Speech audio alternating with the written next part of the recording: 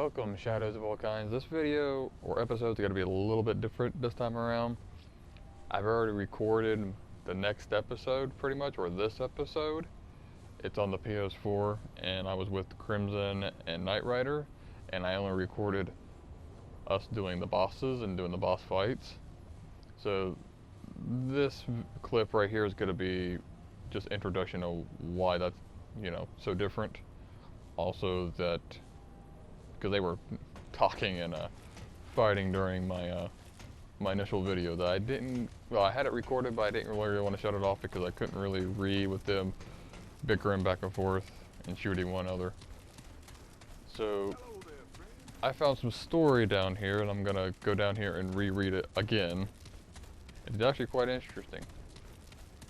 So I think it's a B2. Is it this one right here? Yeah.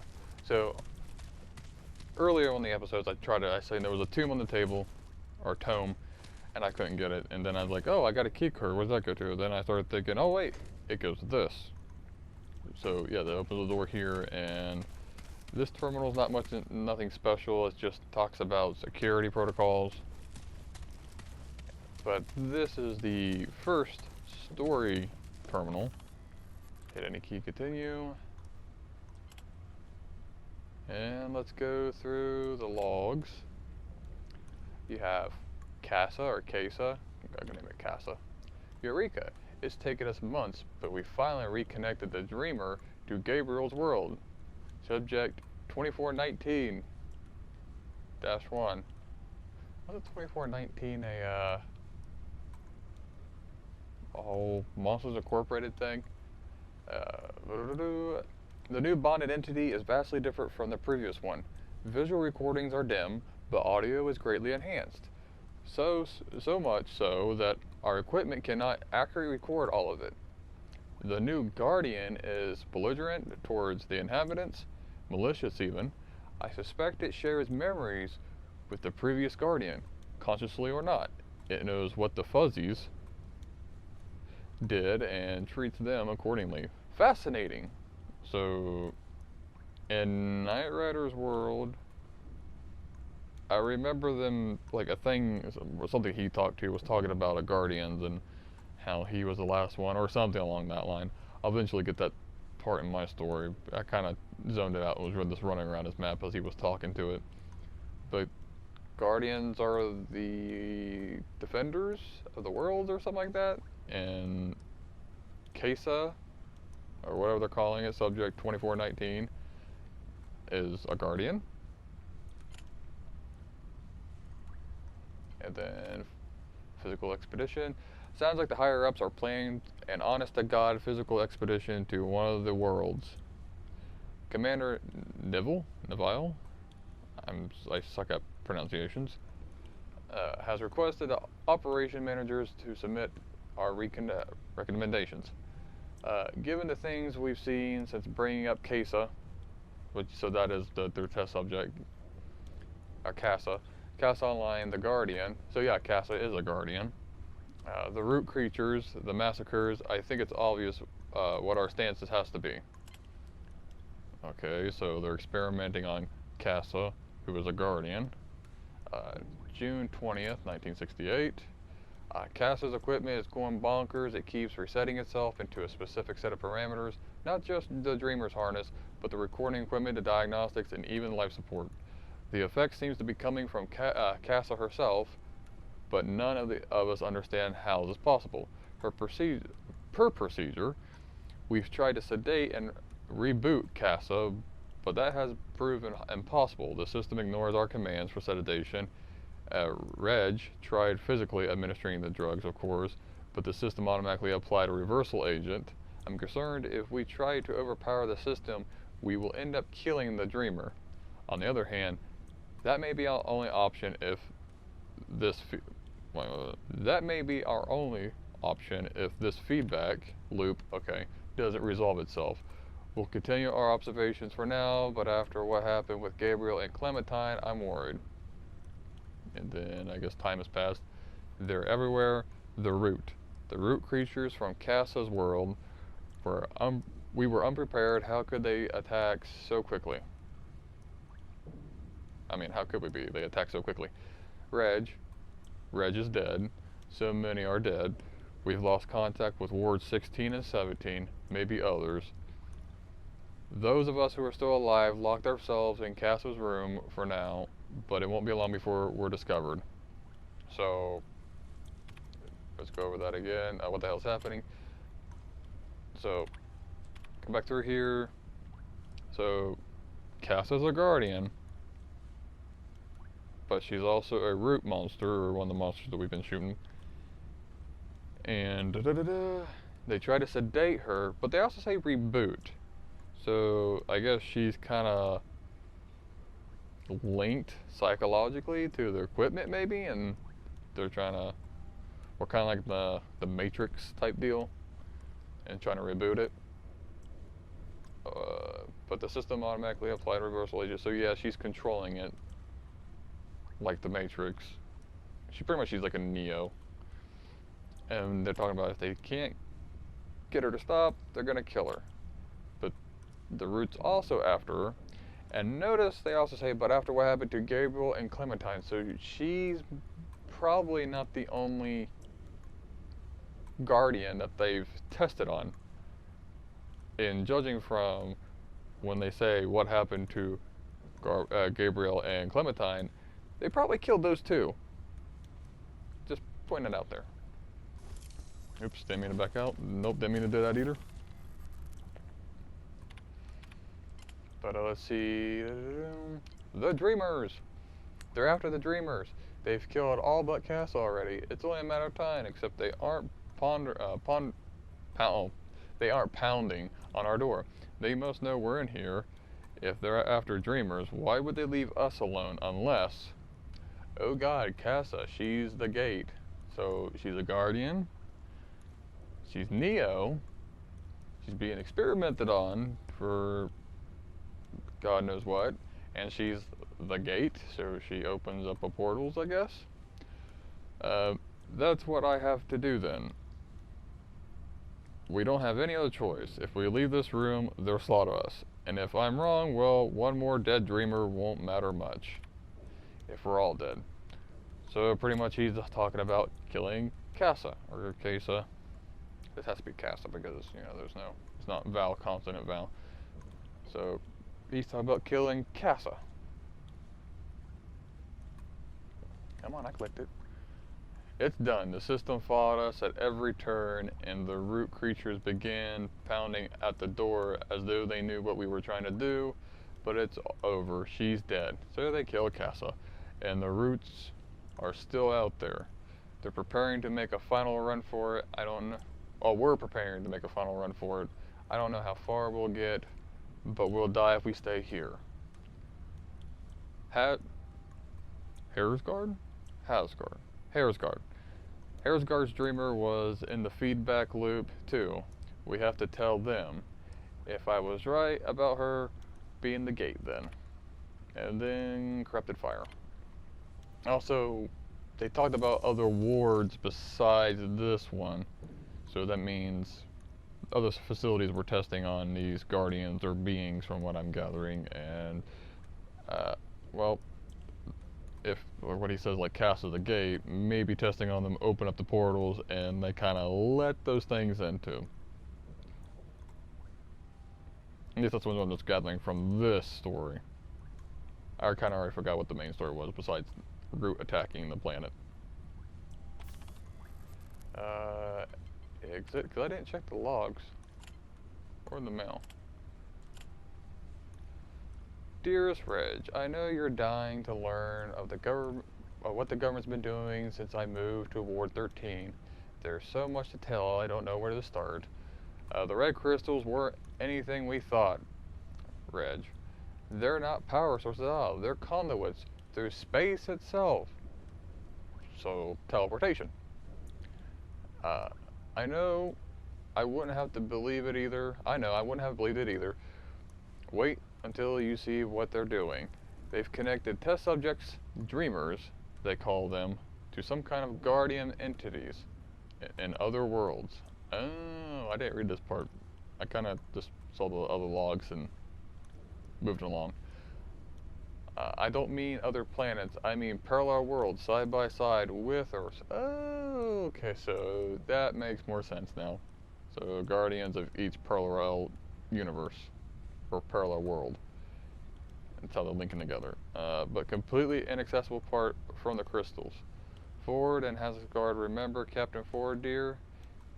Wait, Ford and Hasgard, you remember Captain Ford, dear. He was the recruitment officer who visited us at the university.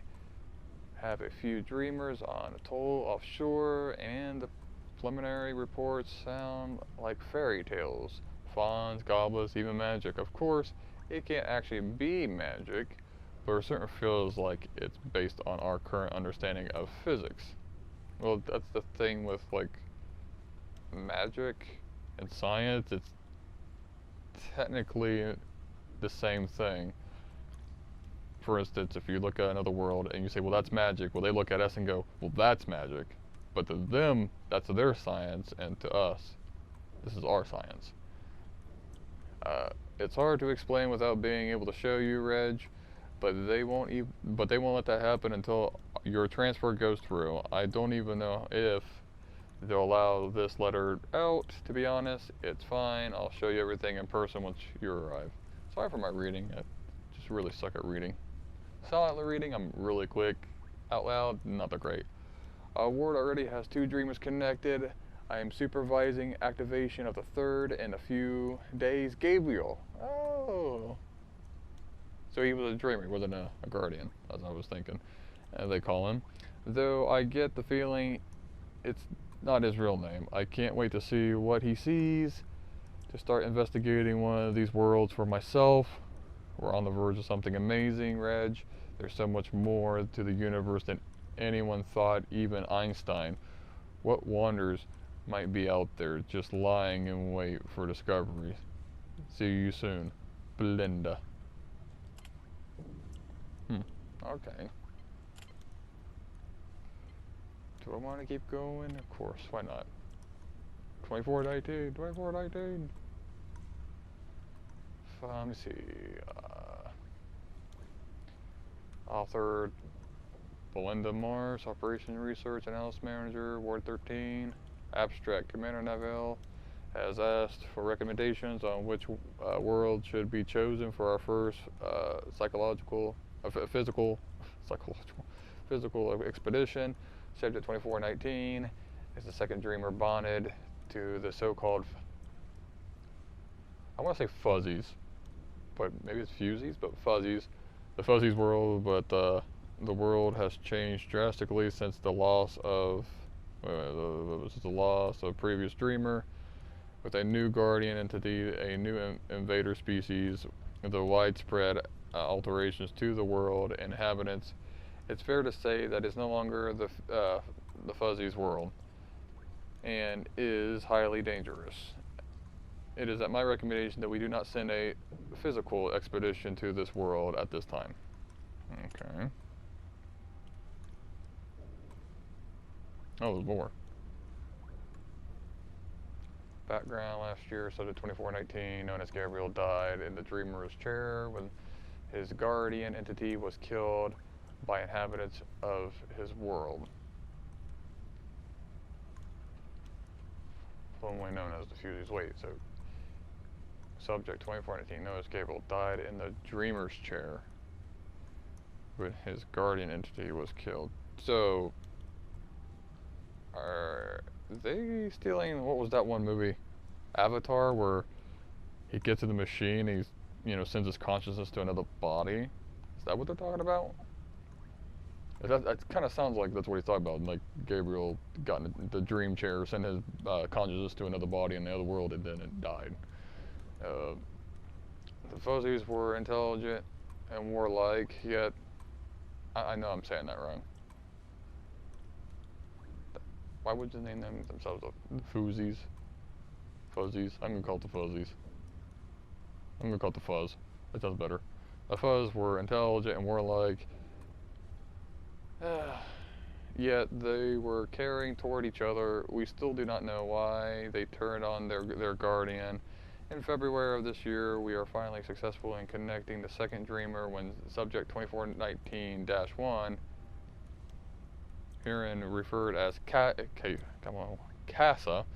bonded with what appears to be a new guardian in the same world. We have began feverish gathering data ever since. Preliminary findings.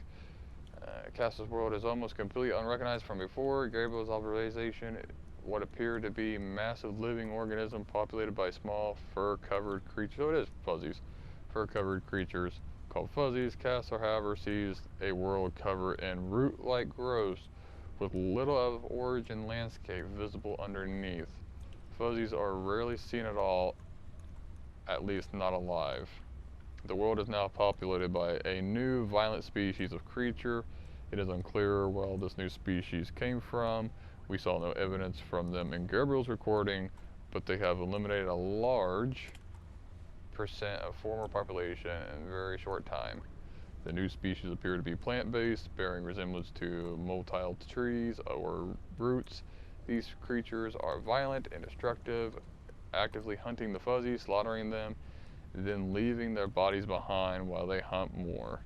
We believe there may still be fuzzies alive in the hiding, but given the ferocity of the root species, it is unlikely they will remain so very long. Conclusion recommendation, I believe the fuzzies will not survive without some kind of help. Intervention, however, I cannot recommend a human scouting party visit Casa's world at this time. It is likely the root species will treat us the same as the fuzzies, and given the speed and ferocity of which they fight, a lone scouting party will not stand a chance, even with modern weapons. For now, I believe it is best to continue our observations and learn what we can about this species before engaging them. So, sorry, I still got junk in my throat. So what I'm gathering is parallel universes, gates, and I guess either because they said they was after Casa and the logs. So I'm gathering the root found a link to Casa and we're able to teleport to our parallel universe, or this parallel universe, and then infect it like they did the fuzzies world. That's just what I'm piecing together. I could be wrong, but we will. Let's see. Exit. System diagnostics probably this is the same as the, yeah, okay. And then there was a computer in here. Oh no, it's just a creepy audio log.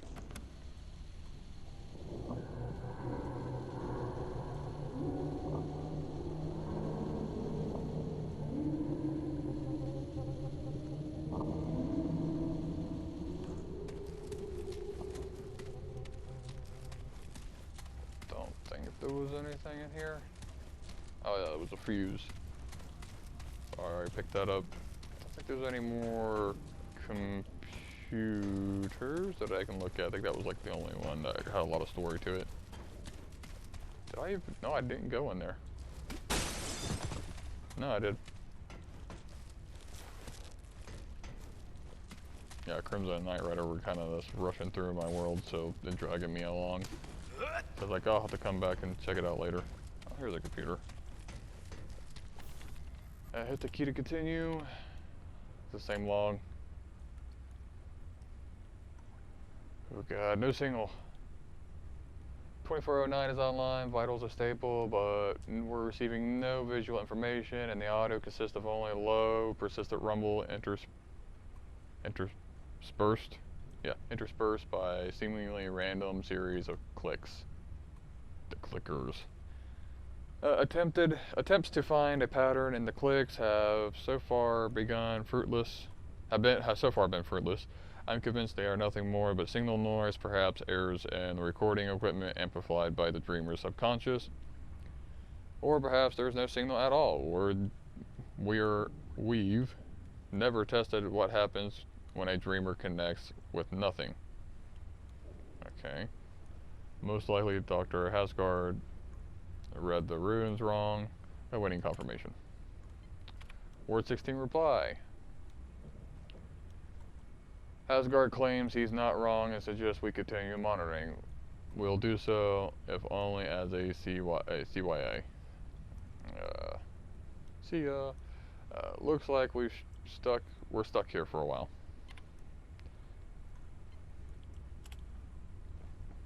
Dr. Itaso? Itaso. Itaso, yeah. I heard a change in the radio and the audio last night for about 20 minutes starting at 2:11. I heard some kind of singing.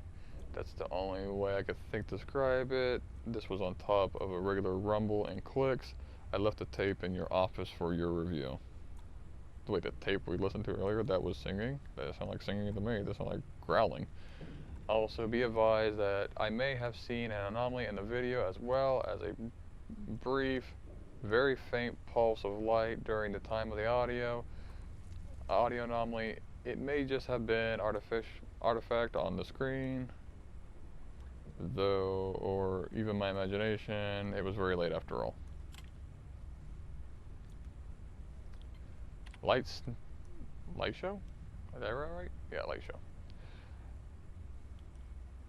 Hell, I owes high score $10 for about 2 hours on April 6, 1996. Subject 2409's visuals lit up like the goddamn 4th of July. Dozens of lights pulsed on and off with no pattern.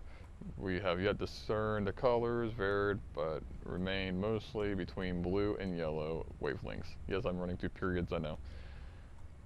After approximately 145 minutes, the pulsing began to decrease in frequency, and by T160, they had ceased entirely. Audio was unchanged during this time. Finally, we have proof this dreamer is connected to something. I backed out. Asgard is never going to drop this. Everything's error, right? Yeah. So I'm gonna assume the rest of this errors. But she said screen, so she mean this screen?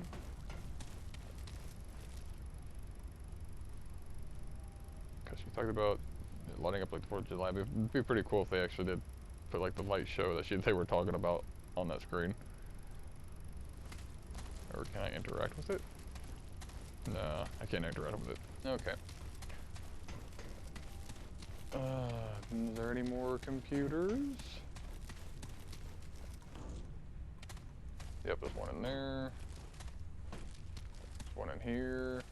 Shit, I just may make this episode all about reading these computers in a horrible way. Hit any key to continue. Oh, come on, squeaky chair. Log. AC, minor anomaly, okay. The AC. In this room, please keep the air conditioner on at all times. The dreamer's entity lives in a frozen world in some places. Oh, the dreamer's entity lives in a frozen world in some places. Colder than any recorded measurement on Earth, it seems. It seems to reflect aspects of that bond. In particular, she shows signs of discomfort at a temperature above 55 degrees. Those working in this area are encouraged to wear layers. Okay, so when a dreamer's in another world, they have to be in the same temperature as the world they're in. That kind of sucks. Minor, I didn't get to read that, I just kind of glanced at it. The Guardian came across a clutch of orphan Polas. Apparently they have been lost in a blizzard, but the effect on Clementine was unexpected. Oh, Clementine, eh? So this is Clementine's room. Her noradrenal levels dropped, and her body showed signs of incrimination. Most of the team believes that the Guardian, the Dreamer, or both were saddened at the discovery, but we have no record of Guardians ever having or exciting. Yeah. And I used to be really good at reading. Exciting emotions. If only we could record emotional states somehow. It's unfortunate that we can't speak to the dreamers without waking them. and that we can't wake them without risking loss of the bond. So that's kind of weird. So if they're in the other world, they have to be the same temperature as the other world for the bodies to work correctly. But they can't hear you. So you're telling me that their bodies are completely linked to the other world. They can feel everything from the other world, but you can't speak to them right there? New procedures. FYI, per Commander Nivelle's orders, we have sedated Clementine until her noradrenal levels return back to normal. I guess this is now standard operation procedure whenever a dreamer exhibits any potential unstable behavior. I suspect the source of this edict is Captain Ford. After what happened with Gabriel and with Asgard about to connect to a new dreamer to this clawbone entity, I'm guessing Ford doesn't want any more unnecessary risks. He's probably right. Janitor. Can someone please tell the janitor to leave the ACL alone? That's the third time we've had to reboot Clementine this month. And yeah, corrupted. Last frame. Sophie, Clementine, help. Not designated at all. Rather think she shifted somehow. That she still exists somewhere along everything else, including the poor janitor. What happened to the janitor? Unfortunately. Oh, my brain ain't working today. As to why I have no conjecture, reviewing Clementine's final tape shows. I guess this is audio. Can't read. Normally your brain tries to piece things together, but mine's not doing anything today. And in the very last frame, M1. Okay. Darkened corner, you can see this to be Clawbone. Asgard always described his unknown entity as fantastic in fantastic terms, but what if he wasn't exaggerating? We know he brought his dreamer online at approximately the same time Clementine disappeared, after all. As I said, conjecture, but blah blah blah blah. So Asgard activated his dreamer, and his dreamer is attacking all other dreamers, and maybe his dreamer is kind of like what happened to Gabriel. Diagnostics, success is X. Do I really want to read this one too? That's a lot of reading. Shit, I could just make a video on just us reading. No unauthorized access. Gabriel, so this is Gabriel's room.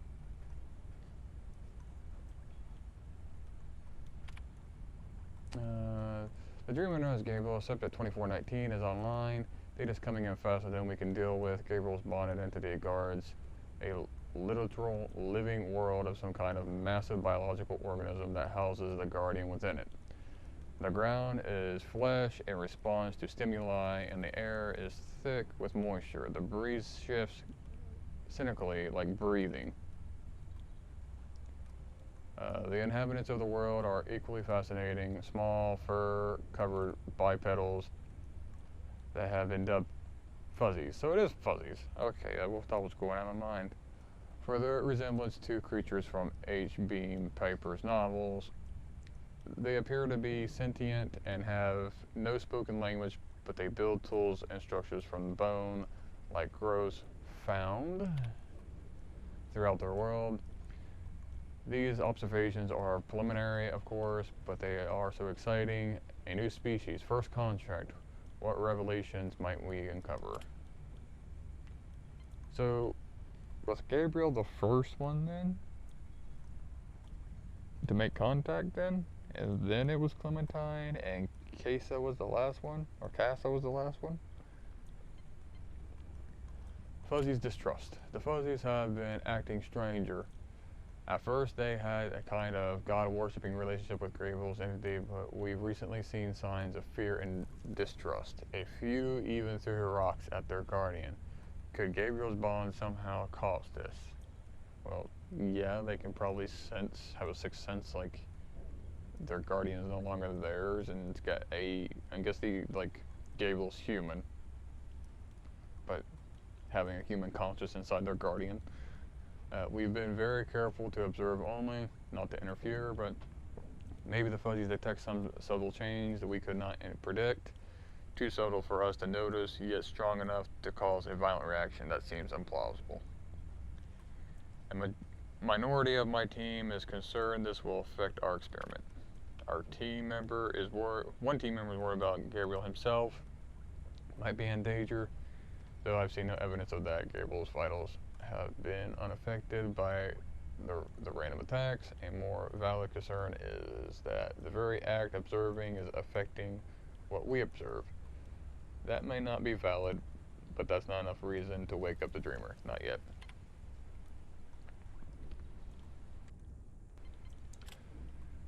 Uprising. Gabriel was attacked today, or rather the Guardian was. We're combining our records for any signs of provocation on our part, but as far as we found, nothing. Gabriel's been completely passive, allowing the Guardian to act independently. Most likely whatever's happening predates Gabriel's bond.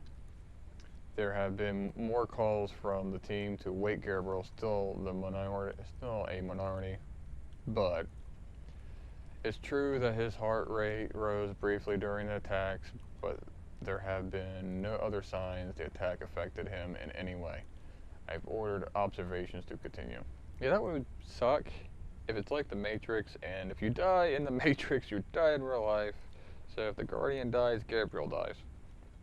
Yeah, no, I would not volunteer anything for that. Or maybe they weren't even volunteered. Maybe they was forced to do this.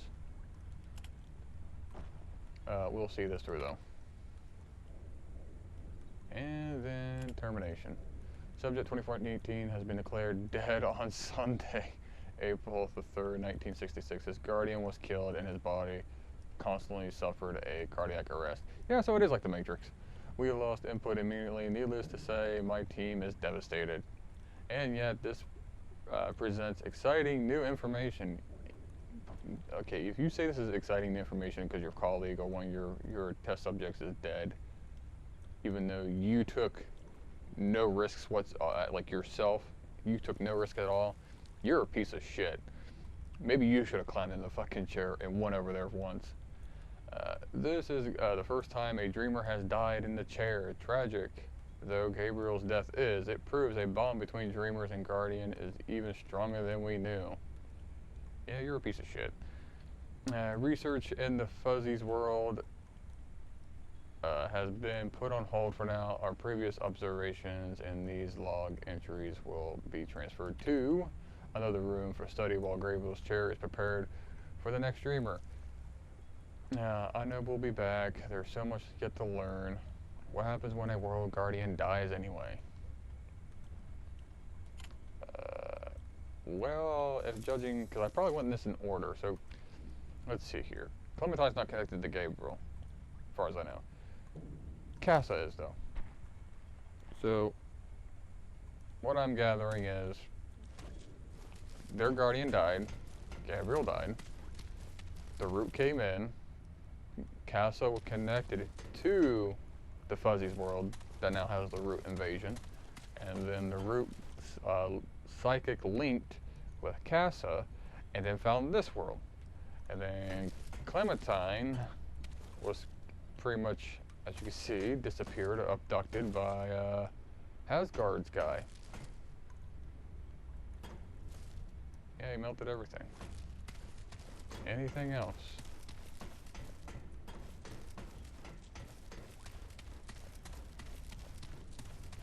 A door.